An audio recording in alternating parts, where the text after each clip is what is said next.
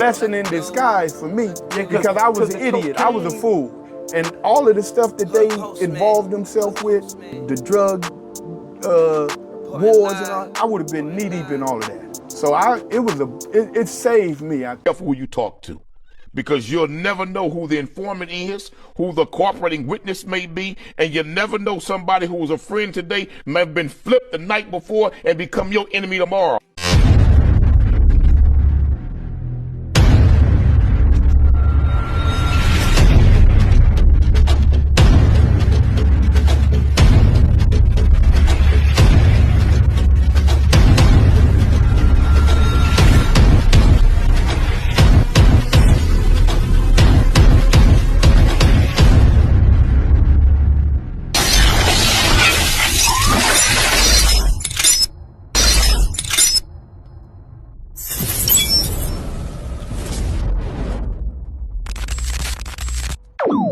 About humanity, putting truth in these lies, while they busy feeding lies. When you got that tunnel vision, gotta open up your eyes. Wake up and go to sleep. Man, I'm praying all times. And to my guys, ain't no other side. This for my brothers, I'ma pray with y'all shine. Lock the door. Go ahead, lock the door. Lock the door. Go ahead, lock the door. Yeah, you already know.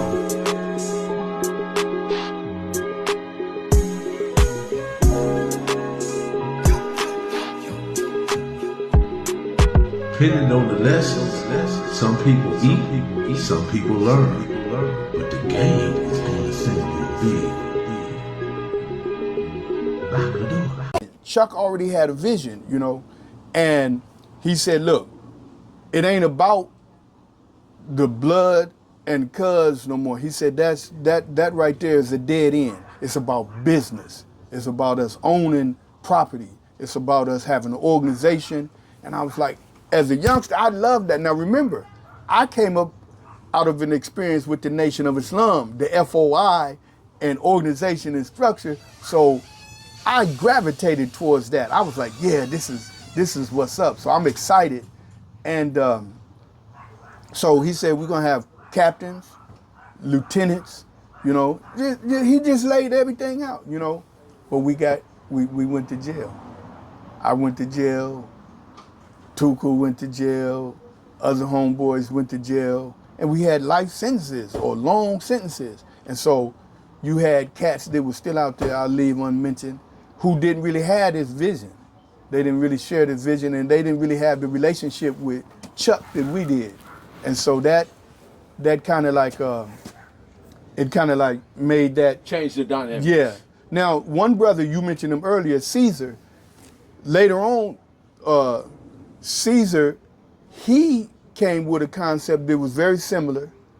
And I remember when we got out, the brothers had walkie-talkies. They was on point. They was on the roof. Now we in the crack era. Yes, this the crack era. Well, right before, it's still the Sherm era. It's still the Sherm era. It's right before the crack era. All this is right before. The Chuck incident was like 1980, 81. Now, what I'm talking about with Caesar, this was 82. So this is like... Cocaine is around, but it's coming. Yes, it's coming. It's coming. And so the first brother that I knew, this was the day before I got crack. We had a homeboy that was a shack boy named Baby Two-Tone. He had went on the side with the Swans. He wasn't a Swan, but he had moved on that side, but he had became a drug dealer. I mean, he had a lot of, I'm talking about sacks of drugs. And we was like, oh man. So he got at me, he said, man, you ready to get rich? I said, hell yeah. He said, man, I'm telling you, man, cocaine is the new thing. He said, man, I'm gonna get at you tomorrow, man. I'm gonna show you what's up, man. The new thing is cocaine. The cocaine, man, we're gonna get rich. I went to jail the following day, 83, February 16th. So I missed. And that might be a blessing in disguise for me, because I was an idiot, I was a fool.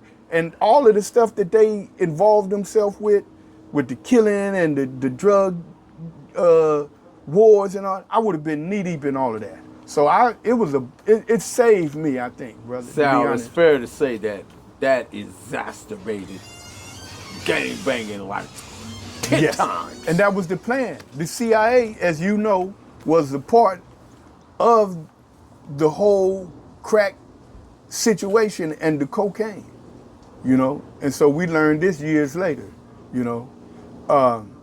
But yeah, you mentioned something about the influence of prison.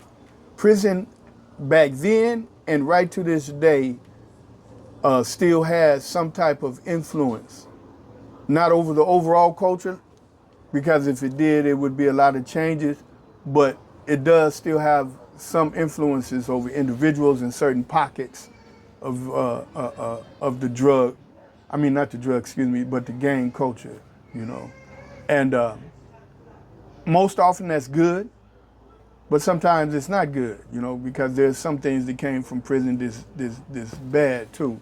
But yeah, that's pretty much that's that. So what level yards were you on during this stay? Level 4 the whole time until right before I got paroled. I went to San Quentin first as a teenager. There was only one dude there that I knew that was younger. He was 17 years old. I went from there. We got kicked out because we was involved with a war with the Mexican Mafia, right? And they killed. First, it was just tier warfare, and tier warfare is dangerous because they make literally poles with spears, real spears, and so you walking down the tier handcuffs, you got to be able to get past the cell where you got an enemy that got a spear, and if he know what he doing, he could kill you. That's how a guard got killed, got stabbed one time in the heart with a spear, and so we were going through that at first, and so they were having a negotiation, so to speak. So Kajua, that was Baby Slow Drag from Grape Street. He was the one that they had on the tier doing the peace talking.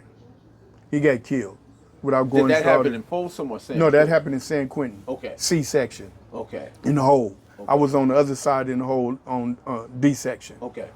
And that really messed us up, bro, because we were CCOs at that point. We was organized, and that was the last prison that blacks ran with an iron fist. I can say that from being there. That was the last prison blacks ran that with an iron fist. It's hands down. I've always heard Yeah, that. and that was like CRIP headquarters. That was the CRIP headquarters. And before it was CCO, it was the CRIP car, San Quentin CRIP car, and that was our citadel, or what's the name of the famous military college in America? West Point. That was our West Point. You had mandatory study periods, you had mandatory exercises, you had to learn how to make weapons from scratch, you had to make knives, literally, it's gonna sound funny, but you had to make knives from toilet paper. And it sounds crazy, but there's a science to all of it. So you had to learn military science, the whole thing. Propaganda. You know? Propaganda, yep. You had to learn intelligence gathering as well. So we had intelligence, I was an intelligence officer. That was one of my first assignments. I was on the subcommittee, so you had to learn administration. You had to learn how to govern other men, how to give directions, how to lead. All of this stuff was a part of that. And so I learned a whole lot. Before you can be a good leader, you gotta be a good father. Exactly, and that's what I was, you know. And so yeah, it was a real powerful environment, brother, for Crips. Not just Crips, but as a Crip, for me, it was just so empowering, you know, because we had CEOs that did what we told them to do. We had CEOs bringing in weapons. We had CEOs bringing in drugs. You know, it was very organized. It was a lot of money being made as well. And eventually that broke up, you know, as you know. But it was just this overwhelming environment, man. And I guess the key word would be structure. It was a lot of structure. There was some bullshit involved. I don't want to glorify it too much. It was because remember, these brothers were still young. Even the oldest brothers that was a part of that was like only in their 30s. You feel what I'm saying? It was rare for a cat to be in his 40s. I can't even remember. The oldest cats was like cats like BJ, James Miller, right? Who was one of the last of the real hogs, you know. Even the police would say that. But James Miller, you had, in fact, he was probably the old. Russell Capers. Russell Capers, that's Talib, rest in peace. What about Tabari? Tabari, who's out here doing good, a beautiful brother, one of my good friends. But even those brothers were young. But they were the ones. They was the central committee. They was the one. What about Suman? Suman, yeah, Lightbulb. Yeah. I know all them were comrades. You know, I was a part of that whole thing. Did you know when they first Rockhead? put it. Yeah, of course. I fell out with Rockhead. You know, but yeah, we were all back in the shoe together. I was young, but anything that I involved myself with, Mel, I was very serious about, you know. And so when I was a part of that structure, I was serious. I was gung-ho, if you want to say it that way. And Bam sending his love, by the way. Which one? Sherwood. Wait a minute, Bam, you talking about Hoover Bam? No, from Front Hood. Oh, okay. Oh, man, that's my brother. Okay. Sherwood. Yeah, I know what you're talking about. Yeah, I got you. Send mine back. K. Dougal used to be together all the Okay, time. which K. Dougal? From Compton? Yeah. I know From K. Dougal. Sanford. Yeah, short. Yeah, that's my Yeah, I know. homeboy. He's still around? No, he passed away. Oh, yeah, that's right, he did. I remember that. Somebody did. Yeah, we was comrades. Yes. Yeah, I know K. Dougal. He had another name, though. Whiskey. Whiskey. Yeah, we were CCO together. Right. He was the main guy. He was the main hitter. Right. Yeah, but yeah. So what else? I got off track a little bit. Well, I was just trying to understand the dynamics of prison and in level 4. Oh, what you asked- qualified you being in level 4 that period of time? Activity. First of all, when I first went in, you have remember Ruth Russian, the director of CDC? She had ushered in what you call the level system. They didn't always have that. You could go from Soledad to Tracy to San Quentin to Folsom at one time. Mm-hmm. But she instituted the level system. So you had level 1, 2, 3, and 4, right? And then the point system. So when you come in, when you go through the reception center, based upon your case, right, especially if it involved murder like mine did, your behavior coming through reception center, how many write-ups you have, all that. So this was intelligence gathered on their part to understand the social dynamics of the individual. Exactly what that was. And what the placement would be. Exactly. So it's a committee. Yes, and so before you even go out, that's why you're in the reception center.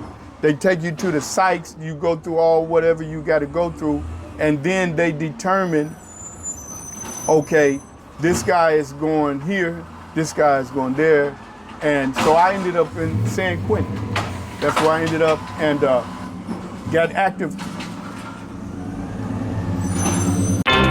Proof of grind all the time, baby. Yeah, Cali Finest, baby. Proof of grind all the time. Music money, got a dollar sign. Hub City. I'm a street nigga, streets fuck with me. I'ma keep pushing products till the fans get me. It's guap off top, diamond Cartier. That nigga wall won't give a broke bitch the time of day. They see me climbing, they see me shining. That's hard work, proof of grinding. New money got me tipping in that 550. Ali, bad man, and I'm so pretty. I got that tech with me, that's my hater sprayer. Go big, grind now, nigga, play later. What can I say? I'm addicted to this paper stacking, and I don't talk about it, I just make it happen.